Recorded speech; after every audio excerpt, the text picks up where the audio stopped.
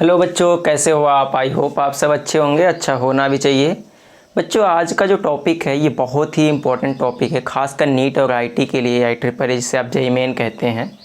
तो ये जो टॉपिक है ना, ये दोनों एग्ज़ाम के लिए इम्पोर्टेंट है और आपके बोर्ड एग्ज़ाम के लिए भी है। तो जब भी इस टॉपिक से रिलेटेड क्वेश्चन आता है ना, तो बच्चे इसका नाम ही सुनकर इसको छोड़ देते हैं, उनको समझ में ही नहीं आता। और दूसरी बात ये है कि इस टॉपिक का जो क्वेश्चन है, इससे बच्चे पहचान ही नहीं पाते किसी टॉपिक का है या किसी और टॉपिक का है। तो चलिए उस टॉपिक का नाम मैं आपको बता देता हूँ। उस टॉपिक का नाम है लिमिटिंग रिएजेंट। देखिए भाई, सब नाम ही आपको बता रहा है लिमिट में कोई चीज़ होनी चाहिए। तो ये लिमिटिंग रिएजेंट अपनी केमिस्ट्री में क्या बताता है? एक्चुअली अपनी केमिस्ट्री में ये चीज़ बताता है कि अगर कोई केमिकल रिएक्शन हो रही होती है या हो रही होगी, तो उसमें जो हमारे रिएक्टेंट होते हैं वो कन्वर्ट होते हैं प्रोडक्ट में। ये तो आपको पता ही है। लेकिन इस दौरान जब केमिकल रिएक्शन हो रही थी, तो कितना प्रोडक्ट बना और कितना रिएक्टेंट यूज़ हुआ, मतलब कि कितना कंज्यूम हुआ आपका रिएक्टेंट प्रोडक्ट को बनाने के लिए, और वो रिएक्शन कब बंद हो जाएगी या फिर प्रोडक्ट आपका बनना कब बंद हो जाएगा, ये सारा का सारा जो डाटा होगा ये लिमिटिंग रिएजेंट हैंडल करता है। ठीक है, तो चलिए बात कर लेते हैं कि लिमिटिंग रिएजेंट को हम लोग पहचानेंगे कैसे। एक्चुअली मैं इसके लिए छोटा सा ट्रिक टाइप का कुछ मजाक करता हूँ। जैसे सपोज आपके घर पे मेहमान आने वाले हैं और उस मेहमान में 10 मेहमान आने वाले हैं, ठीक है। और आपने कहा ठीक है, मेहमान आ रहे हैं तो मैं उन्हें आज कॉफ़ी पिलाऊंगा। तो लोगों ने कहा ठीक है। बोले कि कॉफ़ी बनाने का जो हमारा मोटो है वो है कि एक कप कॉफ़ी में एक कप कॉफ़ी में आपके 10 ग्राम शुगर को लिया जाएगा। ठीक है, लोग बोले ठीक है, चलो ठीक है। तो जब आपने क्या किया, कॉफ़ी बनाना शुरू कर दिया, ठीक है। उस दौरान आपके पास मिल्क बहुत ज़्यादा था, ठीक है, हाँ था, और कॉफ़ी के पैकेट भी बहुत ज़्यादा थी, ठीक है। लेकिन हमारे पास जो शुगर था, वो सिर्फ 10 ग्राम ही थी। तो सोचो, क्या जो आपके 10 मेहमान आने वाले थे, जो रिलेटिव आने वाले थे, क्या आप उन सब के लिए कॉफ़ी तैयार कर पाएंगे? नहीं ना। फिर से समझिएगा, आपके यहाँ 10 लोग आने वाले थे, आपको कॉफ़ी बनाना था, आपने मिल्क ले लिया ढेर सारा, आपने जो कॉफ़ी की पैकेट आती है उसको भी ले लिया, बट आपके पास शुगर जो थी ना सिर्फ 10 ग्राम थी। अब ये मत कहना और बाकी मेहमान जो डायबिटीज़ वाले थे तो उन्हें शुगर फ्री पिलाएंगे, नहीं, ऐसा कुछ नहीं है। मतलब कि हम वही चीज़ लेते हैं जो कि दुनिया में कॉमन हो, ज़्यादा पाई जाए या फिर ज़्यादा लोग उसको एक्सेप्ट करें, ठीक है। तो ज़्यादा लोग चीनी डाल के ही चाय पीते हैं या कॉफ़ी पीते हैं ना, तो इसीलिए सोचो कि जब आपके यहाँ 10 मेहमान आए, आपने कॉफ़ी बनाया, लेकिन आपको ये पता था कि एक कप कॉफ़ी में हमें 10 ग्राम शुगर डालना है, लेकिन आपके घर पे सिर्फ 10 ग्राम ही शुगर अवेलेबल थी। तो सोचो कितने लोगों के लिए कॉफ़ी बन पाएगा? सिर्फ एक लोग के लिए ना। सोचो, देखो मैं क्या कहने वाला हूँ। आपके पास क्या चीज़ लिमिट में थी? शुगर।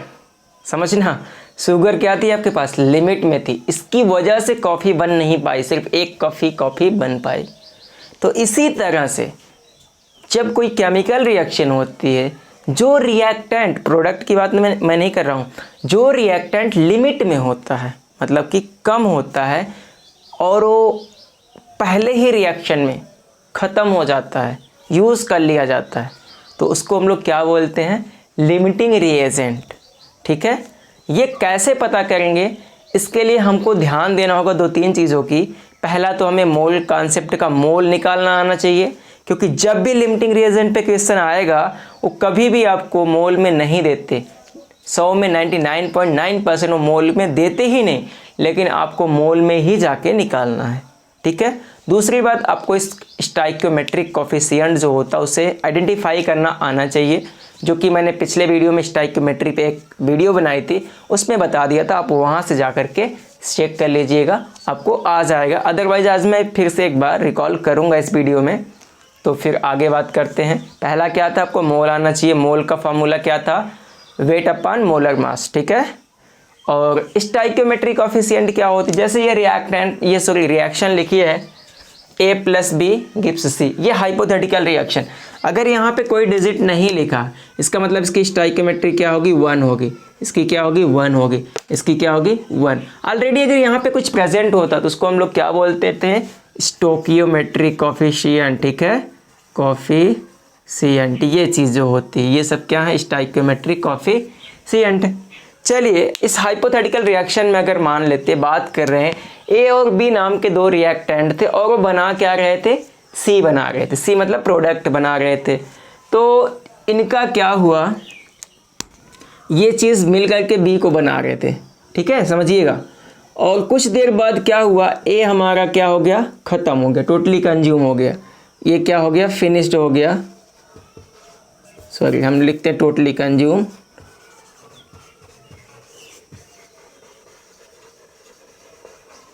ठीक है, अगर ए हमारा टोटली कंज्यूम है तो बचा कौन सा, B.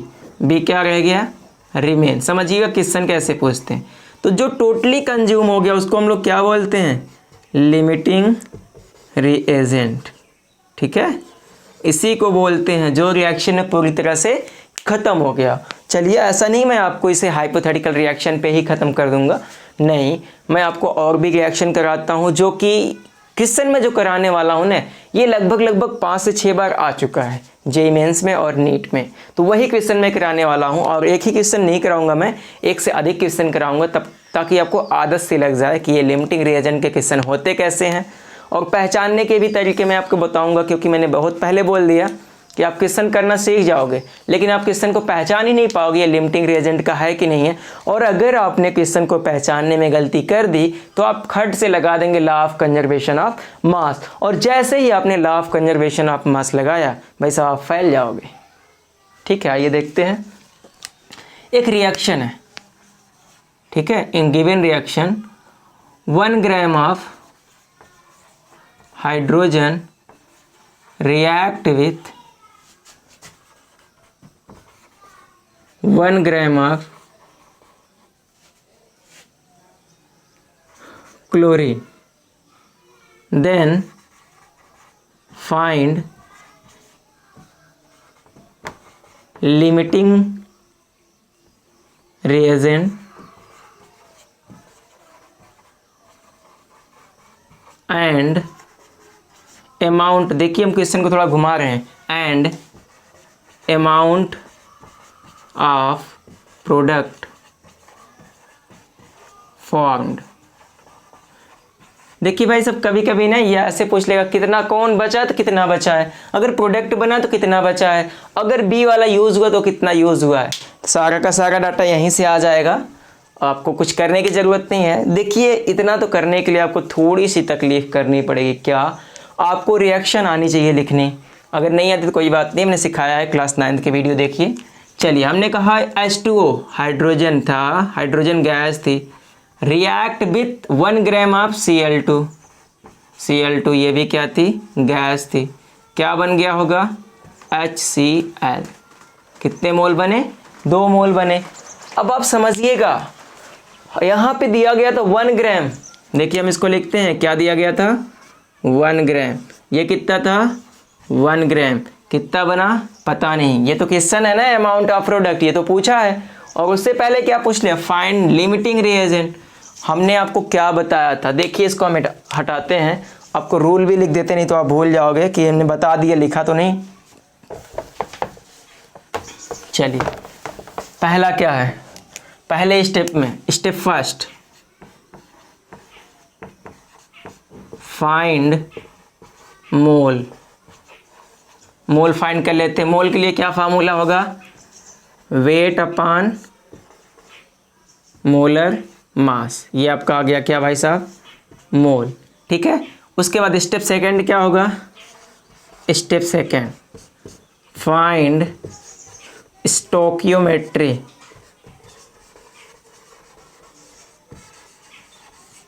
Then divide mole by stoichiometric coefficient. वही आप कॉफिशिएंट यहाँ भी लिख दीजिए। चलिए 2 स्टेप में क्वेश्चन आपके आ जाएंगे। क्या करते हैं, पहला मोल करना भाई साहब। मोल के लिए आपको क्या पता, वेट अपान मोलर मास। तो चलिए यहाँ पहले मोल निकाल लेते हैं, ठीक है। हम कहते हैं यहाँ पर मोल ऑफ H2 कितने ग्राम था भाई साहब, 1 ग्राम। और इसका मोलर मास कितना होगा, तो हाइड्रोजन का 1 होता है, 2 है तो क्या होगा 2, 1/2 कितना आ गया भाई साहब 1/2 मतलब 0.5 मोल, ठीक है। अब दूसरे स्टेप में क्या करना, then divide mole bye stoichiometric coefficient. यहाँ पे देखिए स्टोइकियोमेट्रिक कोफिशिएंट क्या होगा 1। अच्छा कुछ लोग टोपा टाइप के इंसान होते हैं ना, वो कहेंगे सर यहाँ तो 2 लिखा है। भाई साहब ये 2 नहीं है, ये 2 एटम का नंबर है। स्टोइकियोमेट्रिक कोफिशिएंट उसके फ्रंट में लिखा जाता है, तो इसकी स्टोइकियोमेट्रिक कोफिशिएंट कितनी है 1। तो हमने क्या बोला दूसरे स्टेप में आपको क्या करना था, अब हमें तो निकालना था इसकी कितनी वैल्यू है, तो ये आ जाएगा 0.5/1। तो वैल्यू कितनी है 0.5 मोल, ठीक है। इतनी वैल्यू आ गई, समझिएगा इतना आया। अब ये किसके लिए था भाई साहब, ये हाइड्रोजन के लिए था। दूसरा किसके लिए होना चाहिए, जितने हमारे हैं रिएक्टेंट सबके लिए निकालेंगे तभी हम पता कर पाएंगे, अदरवाइज हम पता नहीं कर पाएंगे। सेम कॉन्सेप्ट, पहले क्या निकालना मोल। तो क्लोरीन का मोल निकालने के लिए क्या करेंगे, पहले वेट, तो पहले मोल निकालेंगे, मोल ऑफ Cl2। तो क्या करेंगे वेट कितना था 1 ग्राम था। मोलर मास कितना इसका 35.5 मतलब 71 आ गया भाई साहब। ये देखिएगा अगर हम 1 को 75.1 से डिवाइड करेंगे कितना आएगा, तो पहले इसको 100 बनाना होगा। 100 बनाने के लिए क्या करेंगे 0, फिर से एक 0 बढ़ाना होगा, तो ये हो गया 100, ठीक है। अब भाई साहब 100 में एक बार ये जाएगा, देखिए और भी कुछ आएगा लेकिन हम बहुत छोटा सा लिख देते हैं। सोचो ये वैल्यू बड़ी है या ये, तो अभी नहीं हम कह सकते क्योंकि हमारा दूसरा स्टेप तो अधूरा है। ये तो हमारा सेम आ गया क्योंकि इसकी स्टोइकियोमेट्री 1 थी, और ये भी सेम ही आएगा क्योंकि इसकी स्टोइकियोमेट्री क्या है 1 है। अब दूसरे स्टेप में स्टोइकियोमेट्री से क्या करेंगे 0.0 डिवाइड बाई 1, 0.01। चलो भाई साहब देखिएगा, कॉमन सेंस लगाइएगा, 0.5 ये आया हाइड्रोजन, और ये कितना है 0.01 आ गया। सोचो कि कौन सा कम है, ये कम है या ये। तो अगर भाई साहब इसकी बात करें ये 0.5 लगभग आधा है, लेकिन ये 0.01 है, ये बहुत कम है, मिनिमम है, और ये क्या है मैक्सिमम है। तो सोचो जब ये रिएक्शन हो रही होगी तो कौन पहले ख़त्म होगा, जिसकी मात्रा क्या होगी कम होगी। तो जिसकी मात्रा कम होगी तो कौन है, क्लोरीन है, उसकी मात्रा क्या है कम है। तो क्लोरीन यहाँ पे क्या है लिमिटिंग रिएजेंट है। आगे आपका आंसर आ गया लिमिटिंग रिएजेंट, ठीक है। समझ में आ गया ना कैसे निकालना है। सबसे पहले वो क्या करना है, जितने भी रिएक्टेंट दिए गए सबके मोल निकाल लेने हैं, और उसके बाद उनकी स्टोइकियोमेट्री से डिवाइड कर देना। फिर चेक करना जो वैल्यू आई, जिसकी वैल्यू सबसे कम होगी वही रिएक्शन में पहले ख़त्म हो जाएगा। जो पहले ख़त्म होगा वो क्या होगा लिमिटिंग रिएजेंट होगा। चलिए अभी हमारा आंसर पूरा नहीं आया, लिमिटिंग रिएजेंट तो आ गया। अमाउंट ऑफ प्रोडक्ट फॉर्म कितना बनेगा, देखिए भाई साहब कुछ लोग यहाँ पे law of conservation of mass लगा के खट से बता देंगे, ठीक है। ये हो गया 36.5 और इसका 2 बार कर देंगे तो लगभग आ जाएगा आपका 73 के आसपास, ठीक है। हाँ 73 आ जाएगा, लेकिन ये आंसर सरासर गलत है। उन्होंने पूछा कि इस रिएक्शन में कितना HCl बनेगा, ना कि ये पूछा है कि जो पहले से रिएक्शन इसमें उन्होंने 1 ग्राम वाले में पूछा है। सबकी वैल्यू दी गई है, सबके वेटेज दिए गए हैं, उसमें पूछा है कि कितने आपके प्रोडक्ट के ग्राम बनेंगे। चलिए देखते हैं उसको कैसे निकालते हैं, या फटाफट स्क्रीनशॉट ले लीजिएगा। इसके लिए तो आपको कॉमन सेंस लगाना है, कुछ है ही नहीं, बहुत सिंपल है। इसके बाद एक क्वेश्चन और करेंगे तो आप वीडियो में बने रहिएगा लास्ट तक।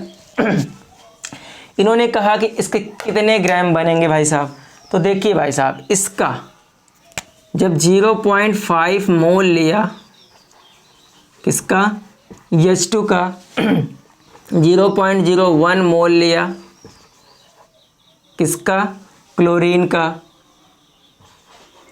ठीक है।